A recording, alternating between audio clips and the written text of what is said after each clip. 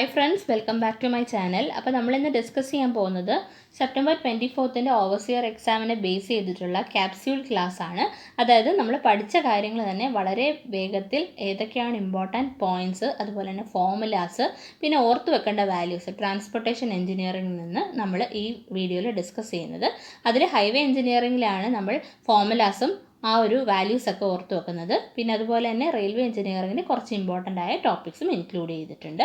അപ്പോൾ നിങ്ങൾ ഈ ചാനൽ ആരെങ്കിലും സബ്സ്ക്രൈബ് ചെയ്യാതാണ് വീഡിയോ കാണുന്നതെങ്കിൽ സബ്സ്ക്രൈബ് ചെയ്യുക, തൊട്ടടുത്തുള്ള ബെല്ലൈക്കൺ പ്രസ് ചെയ്യുക, വീഡിയോ ഇഷ്ടപ്പെട്ടെങ്കിൽ ലൈക്ക് ചെയ്യുക, കമൻറ്റ് ചെയ്യുക, നിങ്ങളുടെ ഫ്രണ്ട്സിലേക്ക് ഷെയർ ചെയ്യുക. അപ്പോൾ നമുക്ക് ആദ്യം നോക്കാം payment surface characteristics. Payment surface characteristics ആദ്യത്തെ ഏറ്റവും ഇമ്പോർട്ടൻ്റ് ആയിട്ടുള്ളത് ഫ്രിക്ഷനാണ്. ഫ്രിക്ഷനകത്ത് IRCയുടെ ഫ്രിക്ഷൻ്റെ വാല്യൂസ് ഓർത്ത് വെക്കുക. കോഎഫിഷ്യൻ്റ് ഓഫ് ലോങ്ജിറ്റ്യൂഡിനൽ ഫ്രിക്ഷൻ്റെ വാല്യൂ 0.35 മുതൽ 0.4 വരെ വേരി ചെയ്യുന്നു. ഈ പല വേരി ചെയ്യുന്നു എന്ന് പറഞ്ഞത് സ്പീഡിനെ ഡിപ്പെൻഡ് ചെയ്യും. അതായത് ഒരു പർട്ടിക്കുലർ സ്പീഡ് വരുമ്പോഴത്തേക്ക് ഒരു വാല്യൂ ആയിരിക്കും. ആ ടാബുലാർ കോളം പഠിക്കേണ്ട, പക്ഷേ അറ്റ്ലീസ്റ്റ് വരുന്ന റേഞ്ച് 0.35 മുതൽ 0.4 വരെയാണ് coefficient of longitudinal friction. Lateral friction ആണെങ്കിൽ 0.15 ആണ് വാല്യൂ എന്ന് പറയുന്നത്.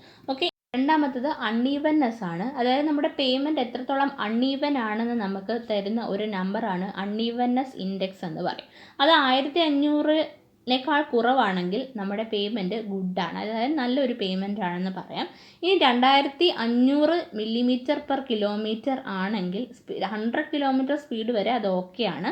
ഇനി വാല്യൂസ് ഗ്രേറ്റർ ദാൻ 3200 mm/km ആണെങ്കിൽ 55 km സ്പീഡിൽ പോകുന്ന ഒരു വെഹിക്കിളിന് വരെ അതെന്താണ് അൺകംഫോർട്ടബിൾ ആണെന്നാണ് വാല്യൂ പറയുന്നത്. അപ്പോൾ ഇവിടെ നമ്മൾ ബംപ് ഇൻഡിക്കേറ്റർ വെച്ചിട്ടാണ് അൺഈവൻനെസ് ഇൻഡെക്സ് മെഷർ ചെയ്യുന്നത്. അതും കൂടി ഒന്ന് ഓർത്ത് വെക്കാം.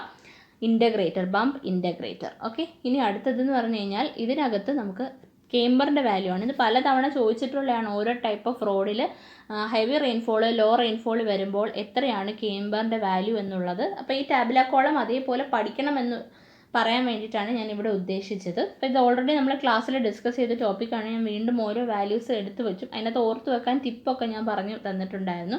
അപ്പോൾ ആ വീഡിയോയിൽ അത് പഠിക്കണം. അത് അത്രത്തോളം ഇമ്പോർട്ടൻ്റ് ആയതുകൊണ്ടാണ് ഞാൻ വീണ്ടും ഈ ടാബുലാർ കോളം ഈ വീഡിയോയിൽ ഇൻക്ലൂഡ് ചെയ്തത്. അപ്പോൾ ഓരോ ടൈപ്പ് ഓഫ് പേയ്മെൻറ്റിന് ഹെവി റെയിൻഫോളും ലോ റെയിൻഫോളും വരുമ്പോൾ ഏതൊക്കെയാണ് കേംബർ വാല്യൂ. സിമെൻറ്റ് കോൺക്രീറ്റും WBM വാട്ടർ ബോൺ വെക്കണം, കുറച്ച് ഇമ്പോർട്ടൻസ് കൊടുത്ത് പഠിച്ചോളൂ, കുറച്ച് ഇമ്പോർട്ടൻസ് കൂടുതലാണ്. ഇനി അടുത്തതെന്ന് പറഞ്ഞു കഴിഞ്ഞാൽ നമ്മുടെ കാരേജ് വേ വിഡ്ത്തിൻ്റെ IRC സ്പെസിഫിക്കേഷനാണ്. നമുക്കറിയാം സിംഗിൾ ലൈൻ ആണെങ്കിൽ 3.75 മീറ്റർ ആണ്. 2 ലൈൻ വിത്ത് നോ കേർബ്സ് ഇല്ലാതെയുള്ള 2 ലൈൻ ആണെങ്കിൽ 7 മീറ്റർ ആണ്. റേസ്ഡ് കേർബ്സോട് കൂടിയ 2 ലൈൻ ആണെങ്കിൽ 7.5 മീറ്റർ. ഇൻ്റർമീഡിയറ്റ് കാരേജ് ആണെങ്കിൽ 5.5 മീറ്റർ. ആൻഡ് മൾട്ടി ലൈൻ ആണെങ്കിൽ ഓരോ ലൈനും 3.5 മീറ്റർ ആയിരിക്കും. 3.5 മീറ്റർ പെർ ലൈൻ ആയിരിക്കും. ഇതാണ് IRC സ്പെസിഫിക്കേഷൻ ഫോർ കാരേജ് വേ വിഡ്ത്ത്. ഓക്കെ, അപ്പോൾ ഇത് ഓർത്ത് വെക്കുക. ഇനി അടുത്ത കേർബ്സ് ആണ്. കേർബ്സ് നമ്മൾ പറഞ്ഞായിരുന്നു, ഡിസ്കസ് ചെയ്തപ്പോൾ 4 ടൈപ്പ് ഉണ്ട്. മൗണ്ടബിൾ ഉണ്ട്, സെമി ബാരിയർ ഉണ്ട്, ബാരിയർ ഉണ്ട്. മൗണ്ടബിൾ എന്ന് പറഞ്ഞാൽ ഹൈറ്റ് കുറവായിരിക്കും, 10 സെൻറ്റിമീറ്റർ ആയിരിക്കും.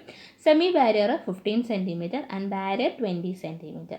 അപ്പോൾ ഇതിൻ്റെ ഡയമെൻഷൻസ് ഞാൻ ഓൾറെഡി പറഞ്ഞതാണ്. ഡയമെൻഷൻസ് ടൈപ്പും ഒന്ന് അറിഞ്ഞിരിക്കുക. സബ്മേഴ്സ്ഡ് എന്ന് പറഞ്ഞാൽ കാരേജ് വേയുടെ താഴെ സബ്മേർജ് ചെയ്തിരിക്കുന്നതിനെയാണ് നമ്മൾ സബ്മേഴ്സ്ഡ് ടൈപ്പ് ഓഫ് കേർബ് എന്ന് പറയുന്നത്. ഓക്കെ, ഇനി അടുത്തതെന്ന് പറഞ്ഞു കഴിഞ്ഞാൽ ഷോൾഡേഴ്സ് ആണ്. ഷോൾഡേഴ്സിൻ്റെ മിനിമം വിഡ്ത്ത് എന്ന് പറഞ്ഞാൽ 2.5 മീറ്റർ ആണ്. പിന്നെ പാർക്കിംഗ് ലൈനിൽ പാരലൽ പാർക്കിംഗ് അനുവദിക്കുന്ന പാർക്കിംഗ് ലൈനുകളുടെ മിനിമം വിഡ്ത്ത് 3 മീറ്റർ ആണ്.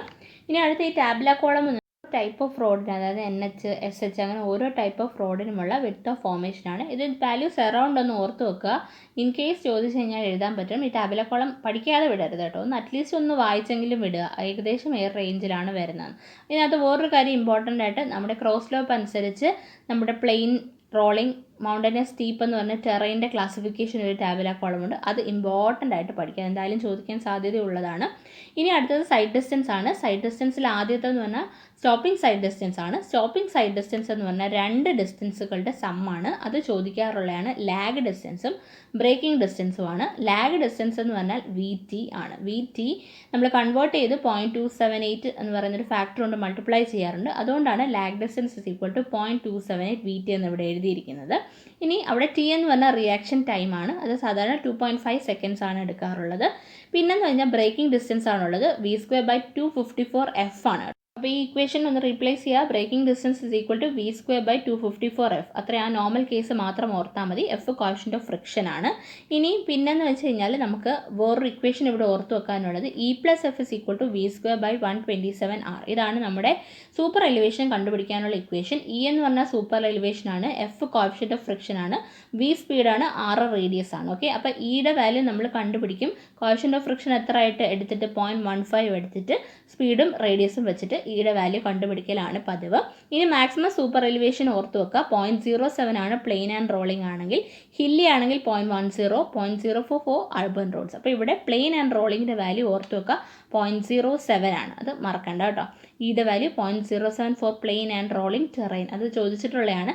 മാക്സിമം സൂപ്പർ എലിവേഷൻ്റെ വാല്യൂ ആണ് ഈ പറയുന്നത്. ഓക്കെ, അപ്പോൾ അത് നോട്ട് ചെയ്ത് വെക്കുക.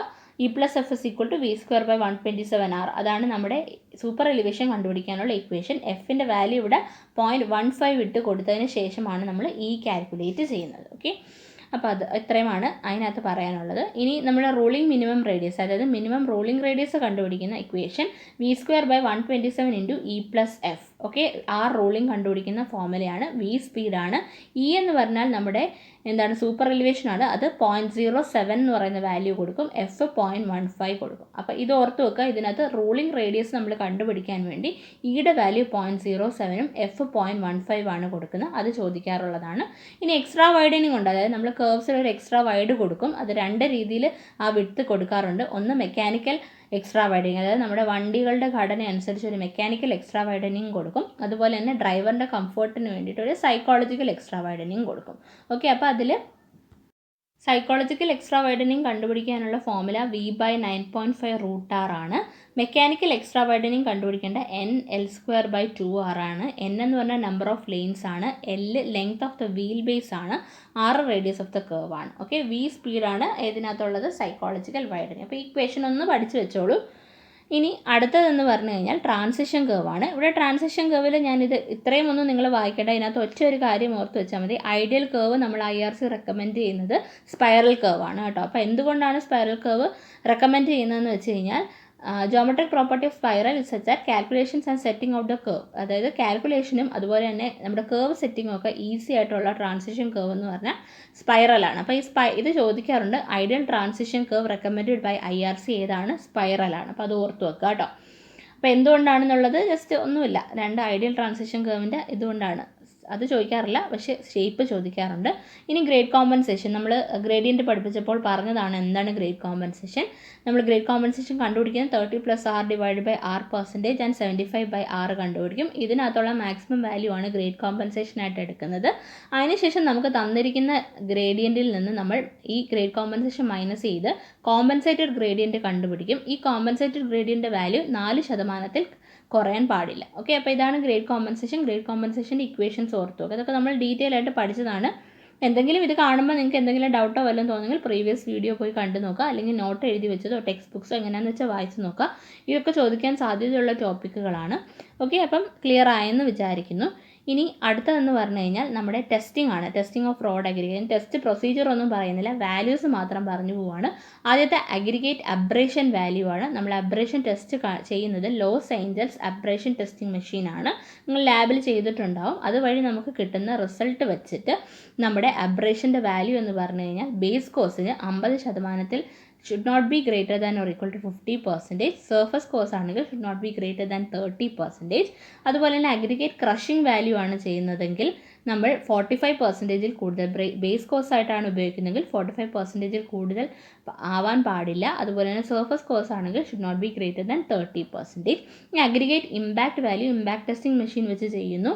ബിറ്റുമിനസ് മെക്കാഡമാണ് ഉദ്ദേശിച്ചിരിക്കുന്നത്. അവിടെ തെറ്റ് പറ്റിയതാണ് കേട്ടോ. അപ്പോൾ അതൊന്ന് മാറ്റി വായിക്കുക. ഇപ്പോൾ ബിറ്റുമിനസ് മെക്കാഡം ആണെങ്കിൽ should not be greater than 40%. Water bound macadam ആണെങ്കിൽ should not be greater than 30%. Surface course ആണെങ്കിൽ 30%. ഈ വാല്യൂ ഇതേപോലെ പഠിച്ചു വെക്കുക.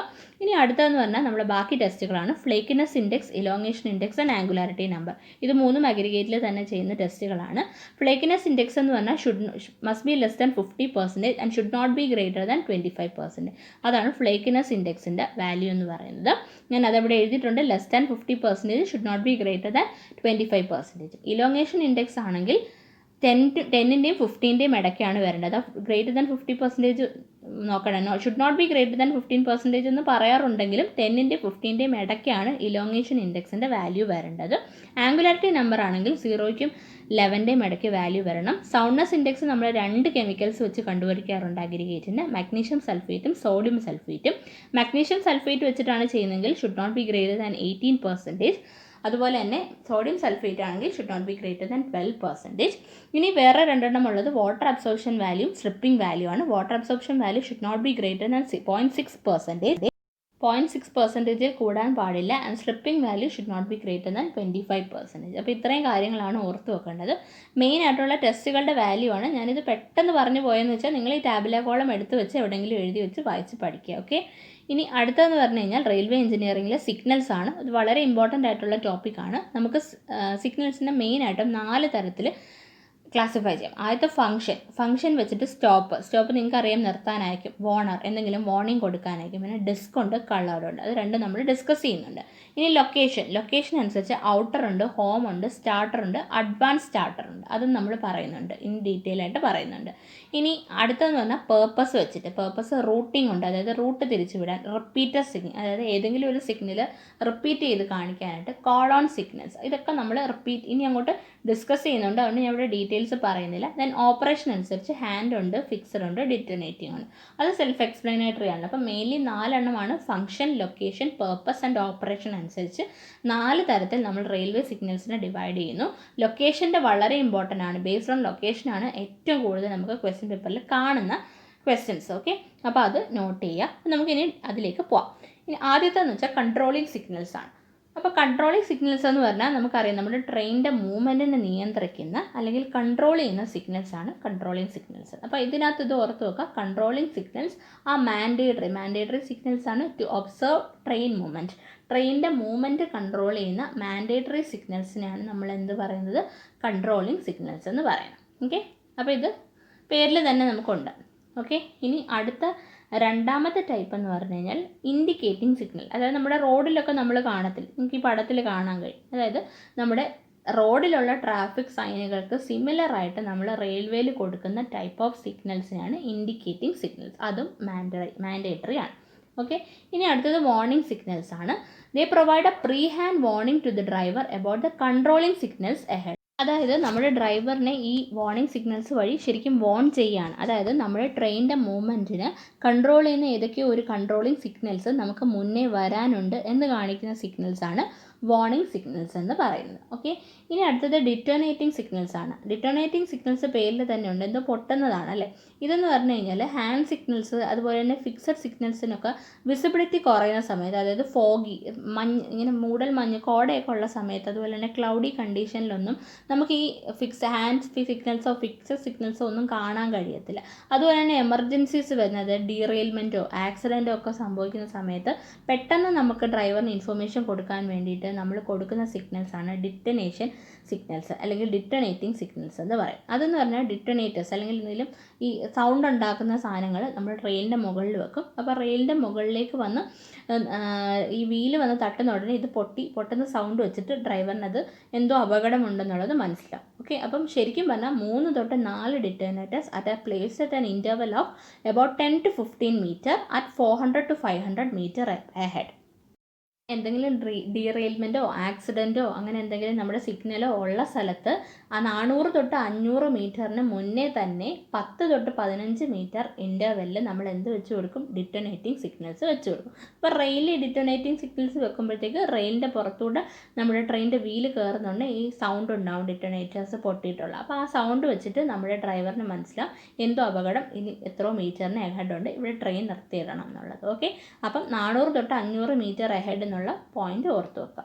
ഓക്കെ, ഇനി അടുത്തതെന്ന് പറഞ്ഞു കഴിഞ്ഞാൽ ഹാൻഡ് സിഗ്നൽസ് ആണ്. ഹാൻഡ് സിഗ്നൽസ് നമുക്കറിയാം, നമ്മുടെ ഗാർഡുകളൊക്കെ കളേർഡ് ഫ്ലാഗോ അല്ലെങ്കിൽ കൈ വെച്ചിട്ടോ ഒക്കെ കാണിക്കുന്ന സിഗ്നൽസിനെയാണ് ഹാൻഡ് സിഗ്നൽസ് എന്ന് പറയുന്നത്. രാത്രി കാലങ്ങളിൽ നിങ്ങൾ കണ്ടിട്ടുണ്ടാകും കെറോസിൻ ലാംപ്സ്, അതിനകത്ത് ഗ്രീനും റെഡും യെല്ലോ കളർ ഗ്ലാസസ് ഒക്കെ ഉണ്ടാവും. അതിനകത്ത് ഗ്രീനാണ് കാണിക്കുന്നതെങ്കിൽ ട്രെയിൻ പ്രൊസീഡ് ചെയ്യാനാണ് പറയുന്നത്. റെഡ് ആണെങ്കിൽ നമുക്കറിയാം ഡെഡ് സ്റ്റോപ്പ് ആണ്. യെല്ലോ ആണെങ്കിൽ പ്രൊസീഡ് വിത്ത് കോഷനോട് കൂടി, അതായത് ശ്രദ്ധിച്ചുകൊണ്ട് പ്രൊസീഡ് ചെയ്യാനുള്ള ഇതാണ് കൊടുക്കുന്നത്. അപ്പോൾ കെറോസിൻ ലാമ്പിൽ 3 കളർ ഗ്രീന് റെഡ് യെല്ലോ നമുക്കറിയാവുന്ന കാര്യങ്ങളാണ്. ഗ്രീന് പ്രൊസീഡ് ആണ്, റെഡ് ഡെഡ് സ്റ്റോപ്പ് ആണ്, യെല്ലോ എന്ന് പറഞ്ഞാൽ പ്രൊസീഡ് വിത്ത് കോഷൻ ആണ്. ഓക്കെ, അപ്പോൾ ഇതാണ് ഹാൻഡ് സിഗ്നൽസ് എന്ന് പറയുന്നത്. ഹാൻഡ് സിഗ്നൽസ് ആരാണ് കൊടുക്കുന്നത്? നമ്മുടെ ഗാർഡാണ് കൊടുക്കുന്നത്. അപ്പോൾ അത് ഫ്ലാഗ് വെച്ച് ചിലപ്പോൾ ചിലർ കളർ ഫ്ലാഗ് നിങ്ങൾ കണ്ടിട്ടുണ്ടാവും, സ്റ്റേഷനുകളിലൊക്കെ കാണുന്നുണ്ടാവും, അല്ലെങ്കിൽ മറ്റേ റെയിൽവേ ക്രോസിൻ്റെ അടുത്തൊക്കെ കണ്ടിട്ടുണ്ടാവും. ഇനി അടുത്തെന്ന് പറഞ്ഞാൽ സെമാഫോർ സിഗ്നൽസ് ആണ്. ഇത് വളരെ ഇമ്പോർട്ടൻ്റ് ആണ്. ഇതിനകത്ത് consist of a vertical post on which a movable arm is pivoted at the top. അപ്പോൾ നമുക്കൊരു വേർട്ടിക്കൽ പോസ്റ്റ് ഉണ്ട്. ഈ വേർട്ടിക്കൽ പോസ്റ്റിൻ്റെ മുകളിൽ ഒരു മൂവബിൾ ആം കാണും. ആ ആം ഈ പോസ്റ്റിനകത്ത് പിവോട്ട് ചെയ്ത് വെച്ചിരിക്കും. ഒരു പോസ്റ്റ് ഉണ്ട്, ആ പോസ്റ്റിൻ്റെ മുകൾ ഭാഗത്ത് ഒരു മൂവബിൾ ആം കാണും, പിവോട്ട് ചെയ്ത് വെച്ചിരിക്കും. Arm can be kept horizontal or it can be inclined at 45 degree to the horizontal. ഈ പോസ്റ്റിന് ഒന്നെങ്കിൽ ഹൊറിസോണ്ടലായിട്ട് വെക്കാം, അതല്ലെങ്കിൽ 45 ഡിഗ്രി ഇൻക്ലൈൻ ചെയ്ത് നമുക്ക് ഈ ആം പിവോട്ട് ചെയ്ത് വെച്ചിരിക്കുകയാണല്ലോ പോസ്റ്റിൽ. അപ്പോൾ നമുക്ക് ഒന്നെങ്കിൽ ആ ആം ഹൊറിസോണ്ടലായിട്ട് വെക്കാം, അല്ലെങ്കിൽ 45 ഡിഗ്രി ചരിച്ചും വെക്കാൻ പറ്റും. ഓക്കെ, ഇനി ഔട്ടർ എൻഡ് ഓഫ് ദ ആം, അതായത് നമ്മുടെ ഈ പിവോട്ട് ചെയ്തിരിക്കുന്ന എൻഡ് അല്ലാതെ ഔട്ടർ എൻഡ് എന്ന് പറഞ്ഞാൽ 2.45 സെൻറ്റിമീറ്റർ ബ്രോഡർ ആണ് കേട്ടോ. നമ്മുടെ ഫിഗർ നിങ്ങൾക്ക് കാണാൻ കഴിയും. ഇതാണ് ഫിഗർ എന്ന് പറയുന്നത്. അപ്പോൾ ഞാൻ നേരത്തെ പറഞ്ഞു, ഹൊറിസോണ്ടൽ ആം ആണെങ്കിൽ ഹൊറിസോണ്ടൽ ആമായിട്ടും വെക്കാം, 45 ഡിഗ്രി ഇൻക്ലൈൻ ചെയ്തും വെക്കാം.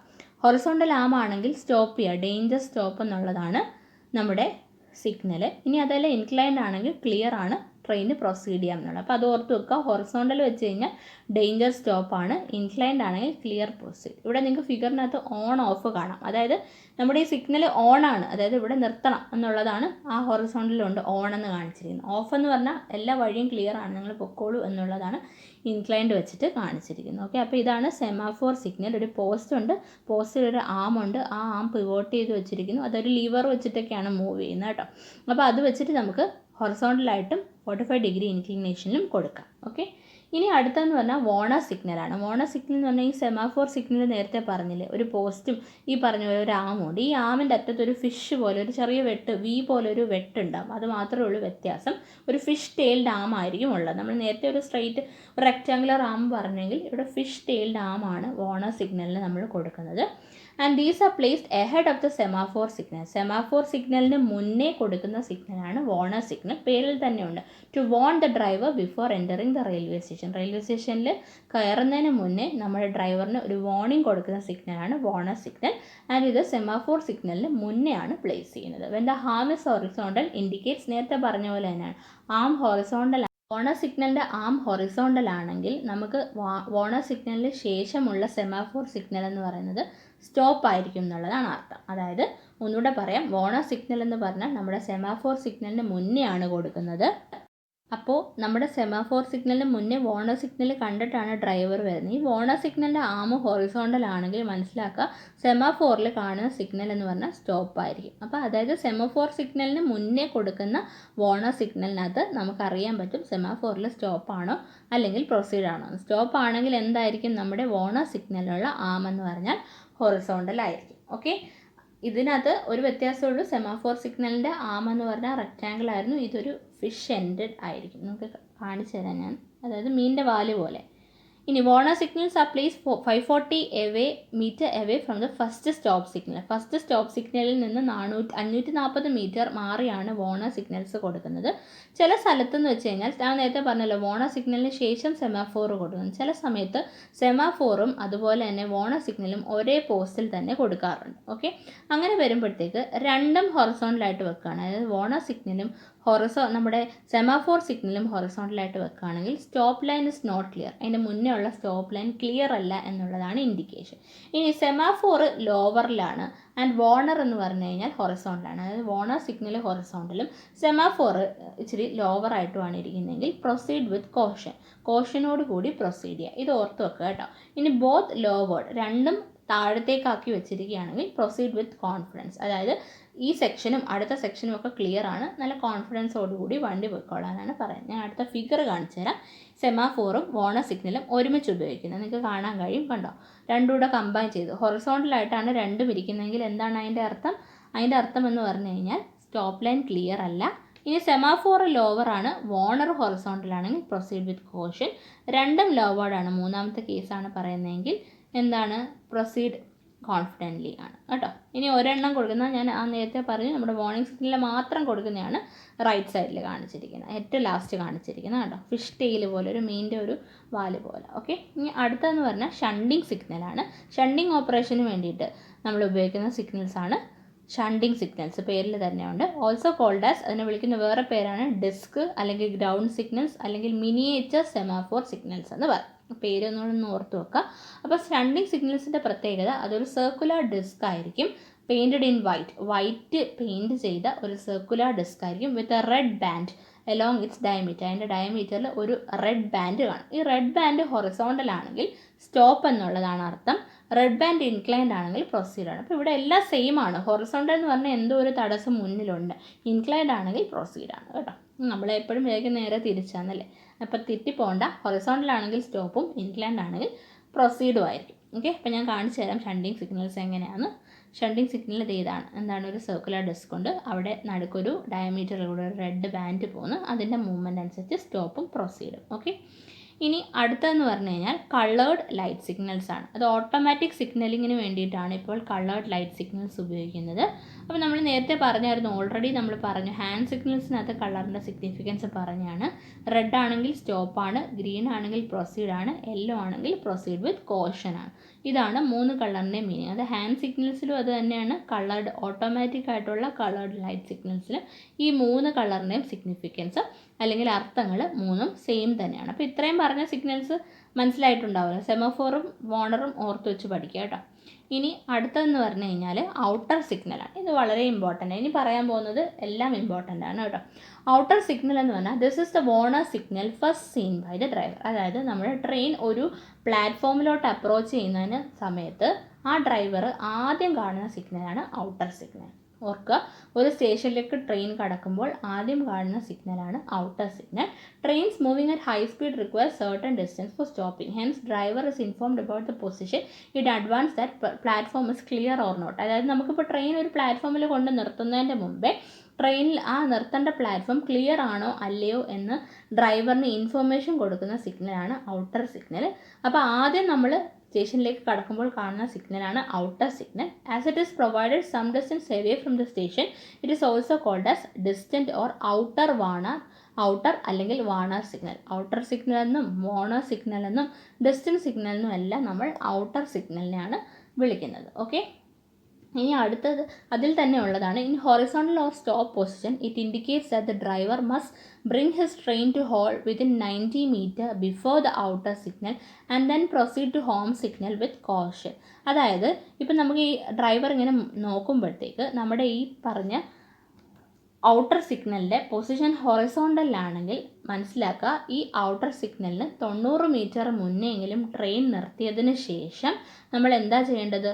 ഈ ഔട്ടർ സിഗ്നലിന് ശേഷം ഒരു ഹോം സിഗ്നലുണ്ട്. ഹോം സിഗ്നലിലേക്ക് വളരെ ശ്രദ്ധിച്ച്, അതായത് കോഷനോട് കൂടി നീങ്ങണം. ഇനി ഇതല്ല ഇൻക്ലൈൻഡ് പൊസിഷൻ ആണെങ്കിൽ it indicates that the track and the platform is clear and proceed normally without any delay. ഒരു പ്ലാറ്റ്ഫോമിലേക്ക് ഒരു ട്രെയിൻ വരികയാണെങ്കിൽ ആദ്യം കാണുന്ന സിഗ്നലാണ് ഔട്ടർ സിഗ്നൽ. ഈ ഔട്ടർ സിഗ്നലിന് ശേഷമാണ് ഹോം സിഗ്നൽ എന്ന് പറഞ്ഞിട്ടൊരു സിഗ്നലുണ്ട്. അപ്പം ഈ ഔട്ടർ സിഗ്നലിലേക്ക് നോക്കുമ്പോൾ ഡ്രൈവർ ഒരു ഹൊറിസോണ്ടൽ പൊസിഷനാണ് കാണുന്നതെങ്കിൽ മനസ്സിലാക്കുക, നമ്മുടെ പ്ലാറ്റ്ഫോമിൽ, അതായത് നമുക്ക് ഇനി അങ്ങോട്ട് ഹോം സിഗ്നലിലേക്ക് പോകുന്നതിന് മുന്നേ നമ്മുടെ ഔട്ടർ സിഗ്നലിന് 90 മീറ്റർ മാറി ഒന്ന് ട്രെയിൻ ഹോൾട്ട് ചെയ്യണം അല്ലെങ്കിൽ നിർത്തണം എന്നുള്ള നിർദ്ദേശമാണ് ഹൊറിസോണ്ടൽ അല്ലെങ്കിൽ സ്റ്റോപ്പ് പൊസിഷനിലാണെങ്കിൽ മനസ്സിലാക്കുക. ഇനി അതല്ല ഇൻക്ലൈൻഡ് പൊസിഷൻ ആണെങ്കിൽ എന്ത് ചെയ്യുക? നമ്മുടെ പ്ലാറ്റ്ഫോമും നമ്മുടെ അതുപോലെ തന്നെ നമ്മുടെ ട്രാക്കും എല്ലാം ക്ലിയർ ആണ്, നമുക്ക് ധൈര്യമായി മുന്നോട്ട് പോകാം എന്നുള്ളതാണ് തരുന്നത്. ഓക്കെ, അപ്പോൾ ഇത് മനസ്സിലായല്ലോ. ഔട്ടർ സിഗ്നൽ എന്നാണ് ആദ്യത്തെ സിഗ്നലാണ്. ഞാൻ ഫിഗർ ഒന്ന് കാണിച്ചു തരാം. ഇപ്പോൾ ഒരു ട്രെയിൻ വരികയാണെങ്കിൽ നിങ്ങൾക്ക് കാണാം, ട്രെയിൻ വരുന്നതിന് മുന്നേ ഔട്ടർ സിഗ്നൽ കാണും. 90 മീറ്റർ മുന്നേ പാർക്ക് ചെയ്ത് അവിടെ ഇടുക. അതിന് ശേഷമാണ് കോഷനോടുകൂടി നീങ്ങേണ്ടത്. ഇനി അടുത്തതെന്ന് പറഞ്ഞാൽ ഹോം സിഗ്നലാണ്. ഞാൻ പറഞ്ഞു നമ്മുടെ ഔട്ടർ സിഗ്നലിന് ശേഷമുള്ളതാണ് home signal. It is a next signal after outer signal towards station. സ്റ്റേഷനിലേക്കുള്ള ഡയറക്ഷനിൽ നമ്മുടെ ഔട്ടർ സിഗ്നലിന് ശേഷമുള്ള സിഗ്നലാണ് ഹോം സിഗ്നൽ എന്ന് പറഞ്ഞാൽ. അത് സെമാഫോർ സിഗ്നൽ പോലെ തന്നെയാണ്. അത് പ്ലാറ്റ്ഫോം ക്ലിയർ ആണോ അല്ലയോ എന്ന് നമ്മുടെ ഡ്രൈവറിന് ഇൻഫർമേഷൻ കൊടുക്കുന്ന ഒരു സിഗ്നലാണ്. ഓക്കെ, അപ്പോൾ ആദ്യത്തെ ഏതായിരുന്നു? ആദ്യത്തെ ഔട്ടർ സിഗ്നൽ. അതിനുശേഷം എന്ത് വന്നു? Home signal. ഹോം സിഗ്നലാണ് ശരിക്കും പ്ലാറ്റ്ഫോം ക്ലിയർ ആണോ എന്നുള്ള കാര്യം കൊടുക്കുന്നത്. ഓക്കെ, അപ്പോൾ അത് ക്ലിയർ ആണ്. സെമാഫോർ സിഗ്നൽ തന്നെയാണ് ഹോം സിഗ്നൽ എന്ന് പറയുന്നത്. ഇനി അടുത്തത് സ്റ്റാർട്ടർ സിഗ്നലാണ്. ഇപ്പോൾ നമ്മൾ ഈ ഡയറക്ഷനിൽ പറഞ്ഞു, ട്രെയിൻ അവിടെ കൊണ്ട് പ്ലാറ്റ്ഫോമിൽ നിർത്തിയതിന് ശേഷം ട്രെയിൻ തിരിച്ചു പോകുന്ന കേസ് വരുന്നതാണ് starter signal. The signal is provided at the forward end of the platform and controls the movement of the train as they leave the station. അതായത് ട്രെയിൻ ഒരു സ്റ്റേഷനിൽ നിന്ന് വിട്ടു പോകുന്ന സമയത്ത് ആ പ്ലാറ്റ്ഫോമിൻ്റെ ഫോർവേഡ് എൻഡിൽ കൊടുക്കുന്ന സിഗ്നലിനാണ് സ്റ്റാർട്ടർ സിഗ്നൽ എന്ന് പറയുന്നത്. It gives permission to the train to leave the platform for next station. അടുത്ത സ്റ്റേഷനിലേക്ക് ട്രെയിനിന് ഈ പ്ലാറ്റ്ഫോമിൽ നിന്ന് വിട്ടു പോകാൻ കൊടുക്കുന്ന സിഗ്നലാണ് സ്റ്റാർട്ടർ സിഗ്നൽ എന്ന് പറയുന്നത്. No train can leave the platform unless this signal is lowered, that is why called as starter signal. പേരിൽ തന്നെ ഉണ്ട്, ട്രെയിൻ സ്റ്റാർട്ട് ചെയ്ത് പോകണമെങ്കിൽ ഈ സ്റ്റാർട്ടർ സിഗ്നൽ ലോ ചെയ്ത് കൊടുക്കണം. അതായത് ഇങ്ങനെ ഇരിക്കുന്ന ബാറിനെ ലോവർ ചെയ്ത്, അതായത് താഴത്തേക്ക് തിരിച്ച് വന്നാൽ മാത്രമേ, അല്ലെങ്കിൽ താഴത്തേക്ക് ചരിച്ച് വെച്ചാൽ മാത്രമേ നമ്മുടെ ട്രെയിൻ സ്റ്റാർട്ട് ചെയ്ത പ്ലാറ്റ്ഫോമിൽ നിന്ന്, അല്ലെങ്കിൽ ആ സ്റ്റേഷനിൽ നിന്ന് വേറെ സ്റ്റേഷനിലേക്ക് പോകാൻ പറ്റുള്ളൂ. അതാണ് നമ്മുടെ സ്റ്റാർട്ടർ സിഗ്നൽ എന്ന് പറഞ്ഞത്. ഈ അടുത്ത ഒരു സിഗ്നലുണ്ട്, അഡ്വാൻസ് സ്റ്റാർട്ടർ സിഗ്നൽ. അപ്പോൾ അതെന്തായിരിക്കും? അത് ഈ സ്റ്റാർട്ടർ സിഗ്നലിന് ശേഷം കൊടുക്കുകയാണ്. അപ്പോൾ ഒരു കാര്യം ഇവിടെ മനസ്സിലാക്കുക. ആദ്യം നമുക്ക് ഒരു ഔട്ടർ സിഗ്നൽ ഉണ്ടായിരുന്നു. ഔട്ടർ സിഗ്നലിന് ശേഷം ഒരു ഹോം സിഗ്നൽ ഉണ്ട് അല്ലേ? അപ്പോൾ ശരിക്കും പറഞ്ഞാൽ ഈ ഹോം സിഗ്നലിൽ നിന്നാണ് നമ്മുടെ സ്റ്റേഷൻ്റെ പരിധി തുടങ്ങുന്നത്. ഹോം സിഗ്നലിൽ നിന്ന് തുടങ്ങി അഡ്വാൻസ് സ്റ്റാർട്ടർ സിഗ്നലിൽ തീരുന്നു. ഓക്കെ, ഒന്നുകൂടെ മനസ്സിലാക്കുക. ആദ്യം ഞാൻ എന്താ പറഞ്ഞത്? നമുക്കൊരു ഔട്ടർ സിഗ്നൽ ഉണ്ട്, അതിന് ശേഷം ഒരു ഹോം സിഗ്നൽ ഉണ്ട്. അപ്പോൾ ഹോം സിഗ്നലിൽ നിന്ന് നമ്മുടെ സ്റ്റേഷൻ സ്റ്റാർട്ട് ചെയ്യുന്നു. അതിന് ശേഷം ട്രെയിൻ വന്ന് ട്രെയിൻ വിട്ടു പോകുന്ന എവിടെ നിന്നാണ്? സ്റ്റാർട്ടർ സിഗ്നലിൽ നിന്ന്. അതിന് ശേഷമാണ് അഡ്വാൻസ് സ്റ്റാർട്ട്. അപ്പോൾ ശരിക്കും പറഞ്ഞാൽ ഒരു സ്റ്റേഷൻ സെക്ഷൻ്റെ ലിമിറ്റ് എന്ന് പറയുന്നത് സ്റ്റാർട്ട് ചെയ്യുന്നത് ഹോം സിഗ്നലിൽ നിന്നും അതുപോലെ തന്നെ തീരുന്നത് അഡ്വാൻസ് സ്റ്റാർട്ടർ സിഗ്നലിൽ നിന്നാണ്. This signal allows the train to enter in a block section is called advance start. അതായത് ഈ നമ്മുടെ സ്റ്റേഷനിൽ നിന്നുള്ള പരിധി വിട്ട് ബ്ലോക്ക് സെക്ഷനിലേക്ക് കയറുന്ന സിഗ്നലാണ് അഡ്വാൻസ് സ്റ്റാർട്ടർ സിഗ്നൽ പറയുന്നത്. ഓക്കെ, ഇനി ദീ signals are placed about 180 beyond the last point of switches. അതായത് നമ്മുടെ ആ പർട്ടിക്കുലർ സ്റ്റേഷൻ്റെ ലാസ്റ്റ് പോയിന്റ് അല്ലെങ്കിൽ സ്വിച്ചുകളിൽ നിന്ന് 150 മീറ്റർ മാറിയിട്ടായിരിക്കും അഡ്വാൻസ് സ്റ്റാർട്ടർ സിഗ്നൽ കൊടുക്കുന്നത്. അപ്പോൾ അഡ്വാൻസ് സ്റ്റാർട്ടർ സിഗ്നലിൻ്റെ പ്രത്യേകത സ്റ്റേഷൻ സെക്ഷൻ്റെ ലിമിറ്റ് തുടങ്ങുന്നത് ഹോം സിഗ്നലും തീരുന്നത് അഡ്വാൻസ് സ്റ്റാർട്ടർ സിഗ്നലിലുമാണ്.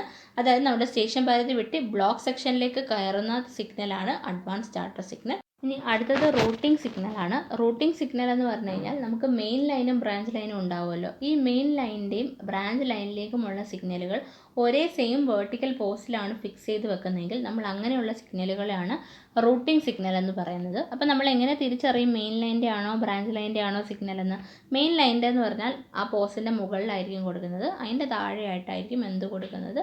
ബ്രാഞ്ചിൻ്റെ സിഗ്നൽ കൊടുക്കുന്നത്. അപ്പോൾ അങ്ങനെയുള്ള സിഗ്നലുകളെയാണ് രണ്ടും കൂടി മെയിൻ ലൈൻ്റെയും ബ്രാഞ്ച് ലൈൻ്റെയും സിഗ്നലുകൾ ഒരുമിച്ച് കൊടുത്താൽ നമ്മളതിന് റൂട്ടിംഗ് സിഗ്നൽ എന്ന് പറയും. ഫിഗർ കാണിച്ചു തരാം. ഇതാണ് റൂട്ടിംഗ് സിഗ്നൽ എന്ന് പറയുന്നത്. കണ്ടോ, രണ്ട് മെയിനും ബ്രാഞ്ചും ഒരുമിച്ച് കൊടുക്കും. മുകളിൽ കൊടുക്കുന്നത് മെയിനും താഴെ കൊടുക്കുന്നത് ബ്രാഞ്ച് സിഗ്നലുമാണ്. അത് പല വെറൈറ്റീസ് ഉള്ളതായിട്ടുള്ള ഇതാണ് കാണിക്കുന്നത്, സിഗ്നൽസ് ആണ് ഫിഗർ കാണുന്നത്. അപ്പോൾ ഇത്ര അറിഞ്ഞാൽ മതി. റൂട്ടിംഗ് സിഗ്നൽ എന്താണെന്നുള്ളത് അറിഞ്ഞിരുന്നാൽ മതി. അപ്പോൾ ഓപ്ഷനിൽ നിന്ന് നമുക്ക് മനസ്സിലാവും വേഗം തന്നെ. അടുത്ത ടൈപ്പ് എന്ന് പറഞ്ഞു കഴിഞ്ഞാൽ രണ്ടെണ്ണമാണുള്ളത്. Repeating signal. റിപ്പീറ്റിംഗ് സിഗ്നൽ എന്ന് പറഞ്ഞാൽ മെയിൻ സിഗ്നലിൻ്റെ ഏതെങ്കിലും വിഷൻ എന്തെങ്കിലും കാരണം ഒബ്സ്ട്രക്റ്റ് ആവുന്നുണ്ടെങ്കിൽ വീണ്ടും വീണ്ടും പല സ്ഥലത്തായിട്ട് ഇതേ സെയിം സിഗ്നൽ റിപ്പീറ്റ് ചെയ്ത് കൊടുക്കും. അതിനെയാണ് റിപ്പീറ്റിംഗ് സിഗ്നൽ എന്ന് പറയുന്നത്. ഇനി കോളിംഗ് ഓൺ സിഗ്നൽ എന്ന് പറഞ്ഞാൽ റിപ്പയറിംഗ് വർക്കിൻ്റെ സമയത്ത് കൊടുക്കുന്ന സിഗ്നലാണ് കോളിംഗ് ഓൺ സിഗ്നൽ. അപ്പോൾ ഈ പേര് എന്താണെന്നുള്ളത് ഓപ്ഷനിൽ തന്ന് ചോദിച്ചാൽ അറിഞ്ഞിരിക്കണം. അതുകൊണ്ട് ഒരു തവണ വായിച്ച് വിടുക. എക്സാമിന് തൊട്ട് മുന്നേ എപ്പോഴാണ് നിങ്ങൾക്ക് സമയം കിട്ടുന്നത് വെച്ചാൽ ഒരു തവണ ഈ സിഗ്നൽസ് മൊത്തം വായിച്ച് വിടുക. അപ്പം ഇത്രയുമാണ് ഈ വീഡിയോയിൽ ഞാൻ കവർ ചെയ്തിരിക്കുന്നത്. ഇനി ഞാൻ ഓൾറെഡി നിങ്ങളോട് ഇൻഫോം ചെയ്തതാണ് 23rd നമുക്കൊരു മോക്ക് ടെസ്റ്റ് ഉണ്ട്. അപ്പോൾ മോക്ക് ടെസ്റ്റിന് ഞാൻ വീഡിയോസ് അപ്ലോഡ് ചെയ്യാം. നിങ്ങൾ അതിൻ്റെ ടൈം എങ്ങനെയാണെന്ന് വെച്ചാൽ സെറ്റ് ചെയ്തിട്ട് എക്സാം അറ്റൻഡ് ചെയ്യുക. അപ്പോൾ ടെലിഗ്രാം ഗ്രൂപ്പിൽ ഇല്ലാത്ത ആൾക്കാർക്ക് ഉള്ള അറിവിന് വേണ്ടിയിട്ടാണ് പറഞ്ഞത്. നമ്മൾ നാളെ തന്നെ ഒരു മോക്ക് ടെസ്റ്റ് നടത്തുന്നുണ്ട്. 100 മാർക്ക് എക്സാമാണ്. അത് നമ്മുടെ ഓവർസീസ് ഡ്രാഫ്റ്റ്സ്മാൻ എക്സാമിൻ്റെ സെയിം സിലബസ് പ്രകാരമാണ് നടത്തുന്നത്. അപ്പോൾ എല്ലാവരും നന്നായി പ്രിപ്പയർ ചെയ്യുക. All the best. Thank you.